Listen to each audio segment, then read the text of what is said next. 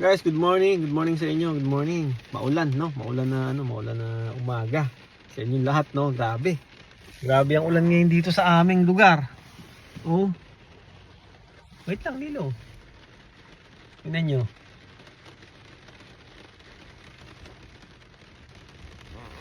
Diba kahapon di siya nagulan. So, ngayon naman, todo. Ang bukas ng ulan ngayon. Magmula kahapon na madaling araw. Nako. At nabalita nga dito sa aming lugar ay baka raw, baka lang naman ay umapaw daw yung ilog dito na malapit sa amin. Pero hindi pa naman sigurado kasi ayun nga, tuloy-tuloy ang ulan, tapos malakas ang ulan. Tapos medyo talagang dagsa ang agos ng tubig, no? Kasi nga ito yung daanan ng mga tubig ulan magmula doon sa bundok at papunta rito. So may unting inanunsyo yung Chilliwack na yun nga, baka raw mag-ready raw na baka raw umapaw yung magkaroon ng baha, no? Well, di pa naman natin alam kasi di pa naman natin experience dito. Kaya sabi ko sa inyo, nung nakaraang vlog ko, first time ko maranasan yung ganito kalakas ng ulan, no? Last year hindi naman naging ganito. So ngayon lang, guys. Sa ngayon medyo hindi pa rin ako makalakad ng ng diretso kasi nga natake na naman tayo ng hanggang ngayon masakit ang ating paa, no? Kasi nga sobrang namamaga yung yung hinlalaki natin dito sa sa paa natin, kaya hirap na naman tayong maglakad. Kaya nga sila sila Jen at si Daniel, ayun, naggrocery sila, dinanap ko lang dito sila sa may Save On kasi nga off na naman namin ngayon. Tayo ay yung ano yung titirahin nila, pero sigurado ako mainit-init na sabaw at babagay sa panahon ngayon at sa klima ngayon. Grabe, hindi ko alam kung ano yung nakain namin. Teka, try kong pakita sa inyo, wait lang. Ito, yan ay yung hinlalaki ko. Yan, mamagayan yung na yan. Yan.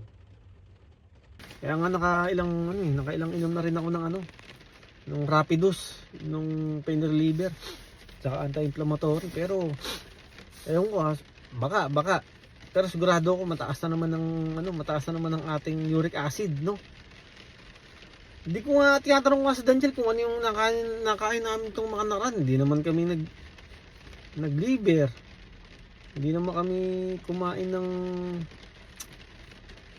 ng red meat. So, sabi nga na Jen, alam mo yung feeling na pag inaangat mo ang sakit. Kagabi nga abang kami natutulog ni Jen, talagang sineseparate ko yung paa kasi nga baka mamaya masipa niya or pero kahapon habang kami nasa sala, nasa sofa, nasagi niya, ay sobrang sakit. Aray ko. Grabe. Ito talaga, guys, ang tagal ko nang hindi naranasan ganito. Siguro may gitsang taon na yata. Ngayon lang alarma na naman. Kaya nagpabili ko, guys, ng lemon sa asawa ko. Tapos na ako. Mag-lemon water tayo para at least dire-diretso ang natin, ang pag-ihi natin, no? Para medyo gumaan yung ating pakiramdam.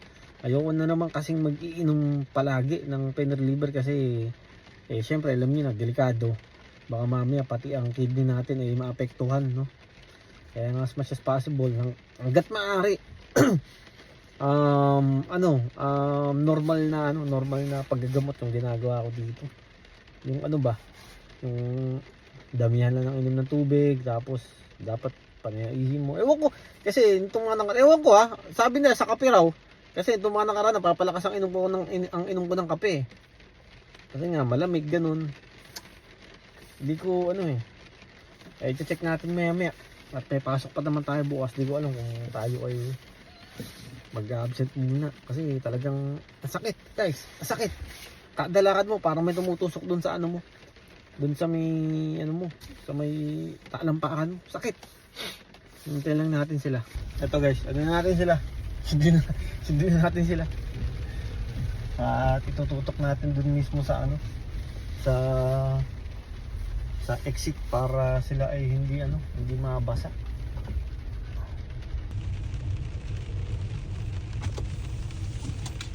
Sila. Wait lang, Lila. Wait lang.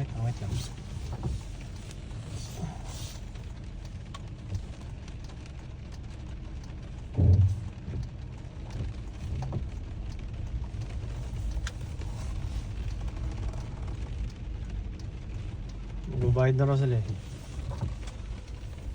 Ayan. Ayan, tutok natin dito.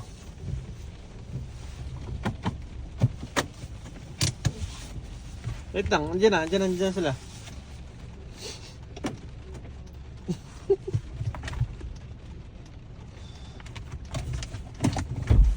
Alok! Iyo. Oy. Ano nabili niya? Ramen. Ramen? Ramen pala tayo mamaya. Ramen. Ay, Daniel, wala nang ulan-ulan eh. Kanadyan na talaga eh. Diyan na tayo. Primit. Talaga.